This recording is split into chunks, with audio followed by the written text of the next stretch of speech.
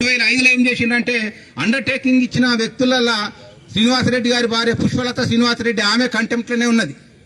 ఆమె ఇడికొచ్చి ఇంకో ఇద్దరిని కలుపుకొని ఓరుగాళ్ళు కన్స్ట్రక్షన్ ఫరం రిజిస్ట్రేషన్ చేసుకున్నారు. అండర్టేకింగ్ ఇచ్చిన పుల్ల ఇర్మియా, జయరాజు, మార్టిన్ లూథర్ వీళ్ళు ముగ్గురు ఈ ప్రాపర్టీని అది కట్టమని వాళ్ళకు డెవలప్మెంట్ అగ్రిమెంట్ చేసిండ్రు. వాళ్ళకు డెవలప్మెంట్ అగ్రిమెంట్ కూడా ఎట్లా చేసిండ్రంటే కట్టిన వాళ్ళకేమో 70%,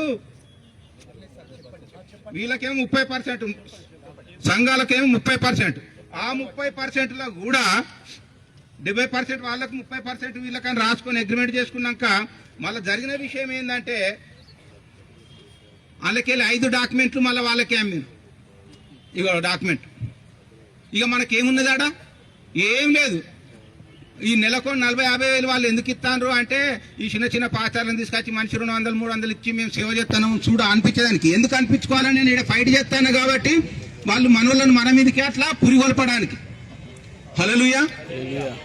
ఎప్పుడైతే వీళ్ళు 2005లో ఓరుగాళ్ళు కన్స్ట్రక్షన్ ఫరం అది రిజిస్ట్రేషన్ చేసిండ్రో, డెవలప్మెంట్ అగ్రిమెంట్ చేసిండ్రో, నేను ఇవన్నీ తీసుకుపోయి మద్రాస్ హైకోర్టులో ఎత్తే 2006లో మొత్తం ఆ రిజిస్ట్రేషన్ డాక్యుమెంటే ఈ కట్టిన కాంప్లెక్స్ డాక్యుమెంటే రద్దుపరిచింది హైకోర్టు. కట్టే సప్పట్లు కొడదాం. ఆడ హైకోర్టులో రద్దుపరచంగానే తెల్లారే 2006లో వరంగల్ జిల్లా కోర్టుకు వచ్చి నా మీద 10 మంది పాత్రల మీద 5 వాళ్ళ మనుషులను కలుపుకొని 20 మంది మీద ఎక్స్పర్ట్ ఇంజక్షన్ ఆర్డర్ తీసుకున్నాడు శ్రీనివాసరెడ్డి. హైకోర్టు ఆర్డర్లు అని చెప్పకుండా జిల్లా కోర్టే చిన్నది. హైకోర్టు ఆడిచ్చినాక జిల్లా కోర్టుకు పోతాడు ఎవడన్నా? హైకోర్టు ఆర్డర్లు చెప్పకుండా ఈ జిల్లా కోర్టును మోసం చేసి ఆ నుంచి ఆర్డర్ తీసుకున్నారు. ఆర్డర్ తీసుకుంటారే హైకోర్టు ఆర్డర్లు ఉన్నాయి, మా లక్షల మందికి సంబంధించిన ట్రస్ట్ ప్రాపర్టీ మాకు చెందాలి అని మేము కొట్లాడుతా అంటే వాళ్ళు ఆ కోర్టులో ఎట్లుంటుందంటే నేను చెప్పినాక నాకు 4 రోజులు టైం కావాలి సార్ అంటే జడ్జి ఇస్తాడు. వాళ్ళ 5 వ్యక్తులు మంచుకునేలా టైం తీసుకుంటే అంతలో ఇది కట్టింది. తర్వాత దేవుడు ఏం చేసిందంటే వాళ్ళు వేసిన కేసు అయ్యే కొట్టేసిండు. గట్టిగా చప్పట్లు కొడదాం. అయ్యే కొట్టేసినప్పుడు అంతా మనది అవుతుంది. అయ్యే కొట్టేసిన తెల్లారే మళ్ళా హైకోర్టుకు పోయి వాళ్ళు టెటస్కో అంటే వీళ్ళు వచ్చి కూలగొడతారు, 1000 మందితో వచ్చి కూలగొడతారు అనే ఉద్దేశంతో గౌరవ ఆంధ్రప్రదేశ్ హైకోర్టును టెటస్కో తీసుకొచ్చింది. ఆ టెటస్కోలో సారాంశం ఏంటంటే సూట్ ఉన్నది కదా వీళ్ళు వేసింది, ఆ సూట్ అయిపోయేదాకా టెటస్కో అంటే ఎట్లున్నది అట్లనే ఉండాలి. ఆ సూట్ కూడా 2007లోనే దేవుని కృపను బట్టి ఆ సూట్ కూడా మనమే గెలిచినాం. గట్టిగా చప్పట్లు కొడదాం. ఇక వాళ్ళకు వేరే దారే లేదు. తర్వాత జరిగిన విషయం ఏంటంటే 2007లో ఇన్ని ఆటలు ఉన్నా మళ్ళీ వీళ్ళు నిన్ననే ఉంటారు అని 2007లో 2 బస్సులు తీసుకొని ఒక 20-30 మంది పాత్రలో 40-50 మంది నాయకులం వైఎస్ రాజశేఖర రెడ్డి సీఎం ఉండే 2007లో ఆడిపోయి అయ్యా లక్షల మందికి అన్యాయం జరుగుతుంది, నువ్వు కూడా దేవుని నమ్మినావు, మరి మేము కూడా దేవుని నమ్ముకున్నాం, పేదోళ్ళం అంటే సురేందర్ ఒక 10 నిమిషాలు బయట కుక్కో అన్నాడు. అరే ఇంతమంది మధ్య ఈయన బయట కుక్కోమంటాడు ఏందిరా అని నేను జర బాధపడ్డా. తర్వాత 10 నిమిషాలు మాకు కాఫీ ఇట్లా చాపించిండు. 10 నిమిషాలకు ఏం జరిగిందంటే పిలిచిండు, సురేందర్ నేను చూసుకుంటా పో అన్నాడు. గంతే.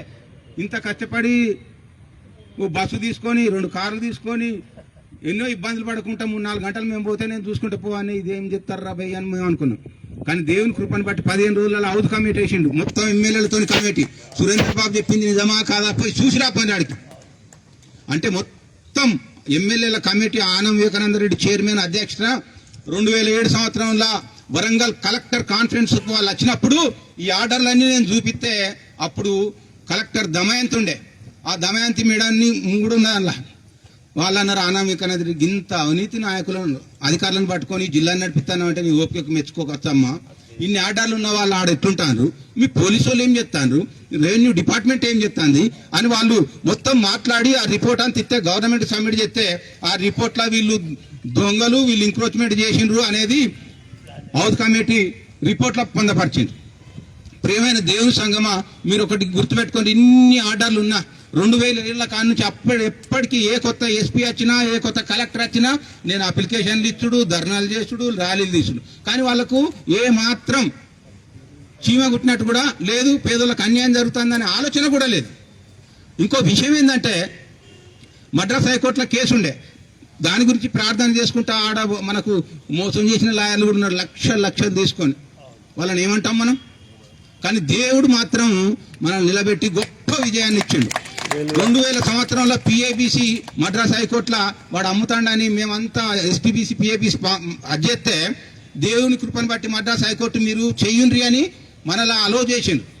వాడినేమో రిస్ట్రైన్ చేసిన 2000 వాళ్ళ పోస్టర్లతో కూడా వేసినాం. వీటితో ఎవరు అసోసియేట్ అయినా ప్రాపర్టీలో లావాదేవీలు చేస్తే శిక్షింపబడదు అని మద్రాస్ హైకోర్టు ఆర్డర్. అప్పుడే ఏం జరిగిందంటే మన ఫీల్డ్ అసోసియేషన్కు కోర్టు ఆర్డర్ ప్రకారం 2002 మొత్తం ఈ ప్రాపర్టీ అంతా మన సంఘాలకే చెందాలి అని రాసి ఇచ్చింది. గట్టిగా చప్పట్లు కొడదాం.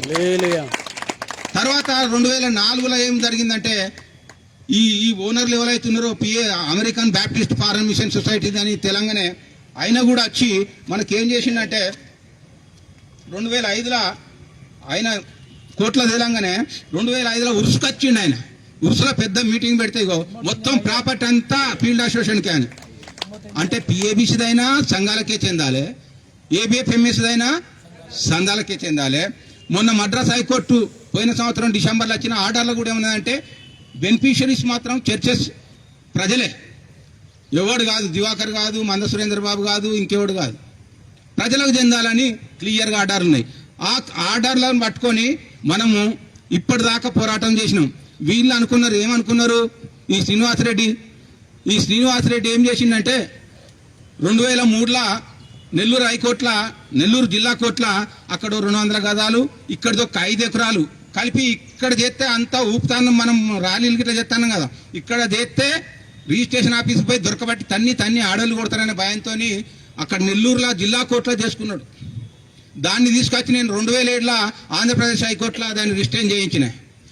2018 దాకా దాని జోలికి రాలే. 2018లో ఏం చేసిందంటే కేసు వేసిన జయరాజును ఎన్ని లక్షలు ఇచ్చిండో తెలియదు కానీ మనకు తెలియకుండా మన ప్రాపర్టీ మీద విత్డ్రా చేయించి నేను విత్డ్రా చేసుకున్నా, నెగోషియేషన్ చేసుకున్నాను. మద్రాస్ హైకోర్టులో పిటిషన్ అయితే దాన్ని నేను కొట్టేపించిన. గట్టే చప్పట్లు కొడదాం. ఆడ మొన్న కొట్టేపించిన, పోయిన సంవత్సరం కొట్టేపిస్తే మళ్ళీ ఈ సంవత్సరంలో ఇన్ని ఆర్డర్లు ఉన్నా మద్రాస్ హైకోర్టు ఆర్డర్ వచ్చినా మళ్ళీ నెల్లూరుకు పోయి ఆడ ఈపీఎసి మళ్ళీ ఒక ఆర్డర్ తీసుకున్నాడు, 5 ఎకరాలు రిజిస్ట్రేషన్ చేసుకోపోవని. మళ్ళీ మొన్న 3 నెలల కింద నేను మళ్ళీ నెల్లూరు కోర్టుకు పోయి ఆడ పిటిషన్ ఇస్తే ఆ జడ్జి గారు టైం లోపల మళ్ళీ వీళ్ళు వాళ్ళని రిజిస్ట్రేషన్ చేసుకుంటారని మళ్ళీ అమరావతి హైకోర్టుకు పోయి ఆడ మొన్న రిజిస్ట్రేషన్ 28వ తారీఖు వాళ్ళ ఆర్డర్ను కొట్టేపించి రిజిస్ట్రేషన్ చేయించిన. గట్టిగా చప్పట్లు కొడదాం. కాబట్టి ఈ ప్రాపర్టీ మొత్తం వాళ్ళు కూడా ఇటు వెనుక జరిగినట్టున్నది హాస్పిటల్. ఈ ప్రాపర్టీ అంతా చూసుడే కాదు, దీని మీద సర్వే పెట్టించి మన 11 ఎకరాలకు అద్దులు పెట్టిద్దాం. మనం అదివారు దాకా మనం నిష్క్రమించేదే లేదు. ప్రార్థన చేసేటోళ్ళు ప్రార్థన చేయాలి, ధర్నా చేసేటోళ్ళు ధర్నా చేయాలి, నిరాదీక్ష చేసేటోళ్ళు నిరాదీక్ష చేయాలి. ఒకవేళ ఇవన్నీ చూసి వీళ్ళకి చేత కాదనుకుంటే దేవుడే యేసయ్య కొరడా పట్టుకున్నాడు. వాళ్ళ అదృష్టం బాగాలేకుంటే అక్కడికి పోతాం, వెనక తీసే ప్రసక్తే లేదు. హల్లెలూయా. కాబట్టి మీరు అందరు ప్రార్థన చేయండి. ఇది చేసి అయిపోయేది కాదు. వాళ్ళని జైలుకు పంపేదాకా ప్రతిరోజు ఒక సంఘం నిరాదీక్ష పట్టాలి. లాస్ట్కు నేను ఆమరణ నిరాదీక్ష పడతా. పోతే దేవుని దగ్గర కన్నా పోతా, లేకుంటే మీ అందరి ప్రజలకు దేవుడు మేలు అప్పచెప్పి అన్న పోతా. హల్లెలూయా. కాబట్టి చాలా మంది అనుకుంటారు సురేంద్ర బాబు 30 సంవత్సరాల కాంచి దేవుడు సత్యం అని మొత్తం ఖర్చు పెట్టుకున్నాడు, లాస్ అయిండు అని. తెలియని వాళ్ళు చాలా మంది, నన్ను ప్రేమించిన వాళ్ళు కూడా గట్టిన అనుకుంటారు. కానీ వాళ్ళకి అస్సలు సంగతి తెలియదు. దేవుని ఒరిజినల్ దీవెనలున్నాయి. నా దగ్గర 100 కోట్లు ఉంటే 2 టన్నులు దాన్ని ఎవడన్నా గుంజుకపోతారు.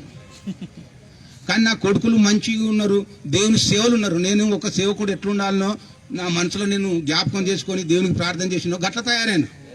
అది చాలదా మనకు? తినడానికి ఇంత పప్పన్నమో ఇంత ఏది మనం తినాలనుకుంటే గంత తినే కెపాసిటీ మాత్రం దేవుడు ఇచ్చిండు. హల్లెలూయా. కాబట్టి మీరందరూ ఒక్కొక్క సైనికురాలు కావాలి, ఒక్కొక్క సైనికుడు కావాలి. మేము ఎన్ని రోజులు వస్తామో తెలియదు, కానీ ఇది మీకు చెందాలి. అది నా ఆశ, నా ప్రార్థన. ఏ పాస్టర్ కూడా పైసలు లేక పిల్లలు పెళ్లిళ్ళు చేయకుంటాను, పిల్లలు చదువుకోనియకుంటాను, ఇదంతా ఎన్ని ఇబ్బందులు పడతారో ఈ 30 సంవత్సరాలు నేను కళ్ళారా చూసినా. మీకు ఒక్క ఉదాహరణ చెప్పి నేను ముగిస్తా. 20 సంవత్సరాలు వాళ్ళతోనే ఉన్నాడు, యూతర్తోనే ఉన్నాడు గిరి అనే పాస్టర్. లాస్ట్ కరోనా ముంగట మా సుజన్ డాక్టర్ సాబ్ చెప్పి, అయ్యా మీ చర్చిలో పనిచేస్తానంటే, అయ్యా చెయ్యి, మనం అట్లా కోపతాపాలు పెట్టుకుంటాం కాదు, నువ్వు పాస్టర్ సేవ చేస్తానంటే మేము ఎందుకు అడ్డంటామని మేము పెట్టుకున్నాక ఒక 5-6 నెలలు చాలా బాగా సేవ చేసిండు. తర్వాత అయ్యగారికి వచ్చింది కరోనా, అమ్మగారికి వచ్చింది.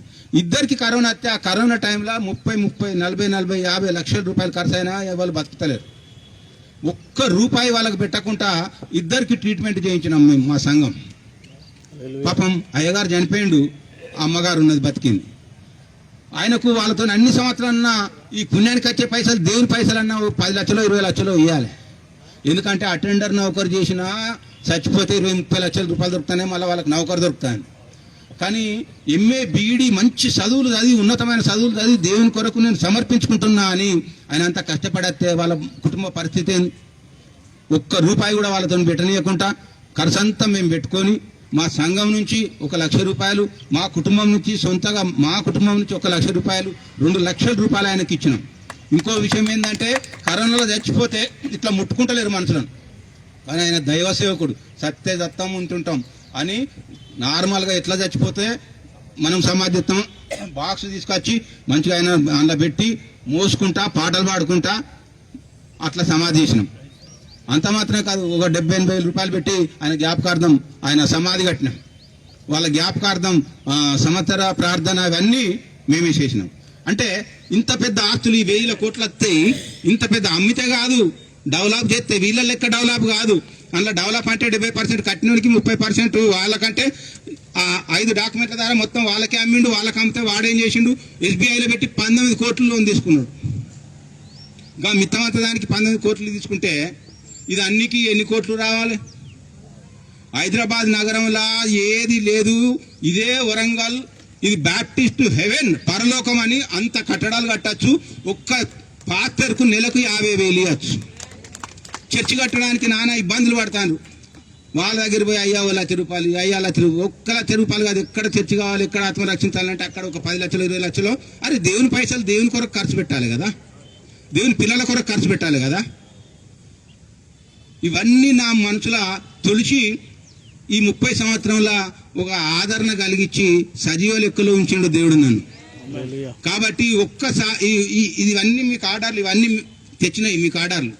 ఈ ఆర్డర్లు అన్నీ మీరు దయచేసి గమనించండి. మీకు ఎవ్వరికి అనుమానం ఉన్నా విలేకరులకైనా వాళ్ళకైనా ఈ ఆర్డర్లు ఇవన్నీ మేము చూపించడానికి రెడీ ఉన్నాం. వాళ్ళ దగ్గర ఏమి లేదు. ఇంకోటి 20 సంవత్సరాల నుంచి ఏ కోట్ల ఓడిపోలే, ఏ కోట్ల యుద్ధం యెహోవాది. మంద సురేందర్ బాబు అయితే అది ఉండకపోదు, నేను ఉండకపోదు. మంద సురేందర్ బాబుదే యుద్ధం అయితే మంద సురేందర్ బాబు ఉండకపోవు, ఆ యుద్ధం ఉండకపోవు. యుద్ధం యెహోవాది అన్నావు కాబట్టి అది ఎవ్వని వల్ల కాదు. ఈ ప్రపంచంలో ఆయన నోడిచ్చే శక్తి ఎవ్వలకు లేదు. మరి ఆయన బిడ్డలం కాబట్టి ఏం చేయకున్నా ఇన్ని వాగ్దానం చేసి నిలబెట్టిండు, సజీవ లెక్కలు ఉంచిండు, గొప్ప విజయములు ఉంచిండు. కాబట్టి ఈ ఫలాలన్నీ మీకే చెందుతాయి. ఒకసారి స్తోత్రం చెప్పండి గట్టిగా. వాళ్ళని అరెస్టు చేసేదాకా కలెక్టర్ ఆఫీస్ కాడ కూకుందాం, మిషన్ హాస్పిటల్ కాడ కూకుందాం, లాస్ట్కు ఆ శ్రీనివాసరెడ్డి ఇంటికే పోయి కూకుందాం. వాళ్ళని భార్య భర్తలను ఇద్దరిని అరెస్ట్ చేసేదాకా వదిలిపెట్టే ముచ్చటే లేదు. ఎన్ని రోజులన్నా నిరాదీక్ష కూకుందాం. లాస్ట్కు నేను ఆమాన నిరాదీక్ష ఇక ఉంటే ఇక్కడ, లేకుంటే ప్రభు దగ్గర. దేవునికి మేము కలుగును గాక. రాత్రే మేము అనుకొని ఇక్కడికి దేవుని ఆరాధన క్రిస్మస్ జరిపించుకొని మనం సంతోషం పడాలని అనుకున్న ఒక మాట చెప్పానే ఇంతమంది వచ్చినందుకు పాస్టర్లకు, అయ్యగారులకు, అమ్మగారులకు, సంఘ నాయకులకు, స్త్రీల సమాజానికి, యవనస్తులకు, ప్రతి ఒక్కరికి మా హృదయపూర్వక ప్రభునామాన్ని నేను వందనాలు తెలుస్తూ ఈ కొన్ని మాటలు ముగిస్తున్నాను.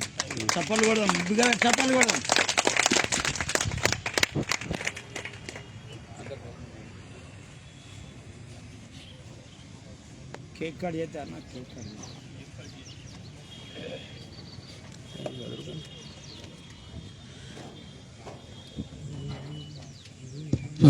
ఒకసారి గట్టిగా చెప్పలు పెట్టి ప్రభుత్వం మహింపరుస్తాం. చివరి ఘట్టంలోనికి వచ్చాం.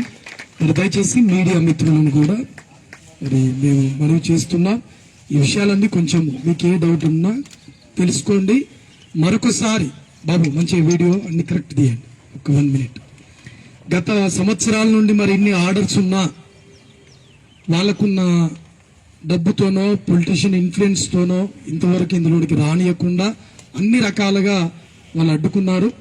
మరి గత ప్రభుత్వం టీఆర్ఎస్ లో వాళ్ళు హెల్ప్ చేస్తానన్నారు, వాళ్ళు చేయలేదు. మొన్న కాంగ్రెస్ ప్రభుత్వం వచ్చింది, వాళ్ళు కూడా చేస్తానన్నారు, కానీ ఇంతవరకు ఎటువంటి రెస్పాన్స్ లేదు.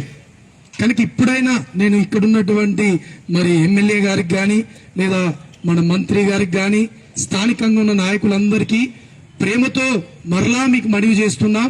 ఇది క్రైస్తవుల యొక్క రిలీజియన్స్ కి సంబంధించింది, పేద ప్రజలకు సంబంధించింది. కనుక ఎవరైతే అక్రమార్కులుగా ఉండి దీన్ని కబ్జా చేసిందో దయచేసి ఇక్కడ శ్రీనివాస్ రెడ్డి గారికి సంబంధించిన వారు ఎవరున్నా వినండి. ఇప్పుడు మీకు చివరి అవకాశం దేవుడు ఇస్తున్నాడు. దయచేసి మారు మనసు పొంది మనసు మార్చుకొని ప్రభు వైపు తిరిగితే దేవునికి స్తోత్రం. శ్రీనివాస్ రెడ్డి గారికి చెప్పండి, మీరు చేసేది అన్యాయము, అక్రమము, తప్పనిసరిగా ఇది ఎన్ని రోజులు సాగదు, సత్యమేవే జయతే. కనుక ఈ కాంప్లెక్స్ లో ఉన్న వారందరికీ కూడా చెప్తున్న మాట ఏంటంటే, ఇది శ్రీనివాస్ రెడ్డి గారిది కాదు, ఇది క్రైస్తవులది, మిషన్ ప్రాపర్టీ, అన్యాయంగా ఆయన కట్టిండు, ప్రతి ఆర్డర్ ఉన్నది. ఇప్పుడు మీకు కూడా దయచేసి చెప్పేది ఒకటే, ఇమీడియట్లీ మీరు వెకేట్ చేసి వెళ్ళిపోతే మీకు మేలు, లేదు అని అంటే మాత్రం మీకు నోటీసులు రావడం మాత్రం గ్యారెంటీ. దయచేసి ఈ విషయాలను గమనించండి. కనుక ఇది దేవుని ప్రజలది, సంఘాలది, సేవకులది, దళిత క్రైస్తవులది లేదా క్రైస్తవులకు చెందింది మాత్రమే. కనుక ఈ విషయాలను జ్ఞాపకం చేసుకోండి. ఎన్నో సంవత్సరాల క్రితము కట్టబడినటువంటి మిషన్ హాస్పిటల్ సైతం కూలగొట్టి మరి ఆ బిల్డింగ్ కట్టేళ్ళు, అయినా ప్రభు ప్రేమతో వాళ్ళు మేము క్షమిస్తున్నాం, దేవుడు వారికి మారు మనసు దయచేయును గాక. కనుక మీడియా మిత్రులు నేను తెలియపరిచేది ఏంటంటే, ఎందుకు యాక్షన్ తీసుకుంటలేరు ప్రభుత్వం వారు? ఇన్ని ఆర్డర్స్ ఉన్నా ఇన్నున్నా ఎందుకు యాక్షన్ తీసుకుంటలేరో మీరు చక్కగా రాయాలని మరి కుల సమాజం పాస్టర్స్ తరపున, మా యొక్క సంఘాల తరపున ప్రేమతో మిమ్మల్ని మేము వేడుకుంటున్నాం. కనుక చక్కగా మరి వీరికి తెలియపరచండి. ఏ ఆర్డర్స్ ఉన్నాయో ఆ ఆర్డర్స్ ప్రకారం మాకు న్యాయం చేయాలని ప్రేమతో తెలియజేస్తూ ఈ కొద్ది మాటలు ముగిస్తున్నాం. Thank you so much. మీరందరూ ప్రార్థన చేయండి. ప్రతి నెల నెలసరి మీటింగ్ ఉంటుందండి. ఈ విషయాన్ని జ్ఞాపకం చేసుకోండి, ఇక్కడనే ఉంటుంది. ఆమేన్. కనుక సేవకులకు కొంచెం మరి గిఫ్ట్ తీసుకొని రావడం జరిగింది. ఈ కేక్ కటింగ్ తర్వాత గిఫ్ట్స్ ఉంటాయి, తర్వాత మనకు మంచి భోజనాలు ఉంటాయి. అందరూ హ్యాపీగా వెళ్ళాలని ప్రేమతో తెలియజేస్తూ థ్యాంక్ యూ సో మచ్. దైవజనులందరూ కూడా నిలబడినట్లయితే, ప్రేమగల తండ్రి, చెప్పబడిన మాటలన్నీ ఫలింపచేయండి.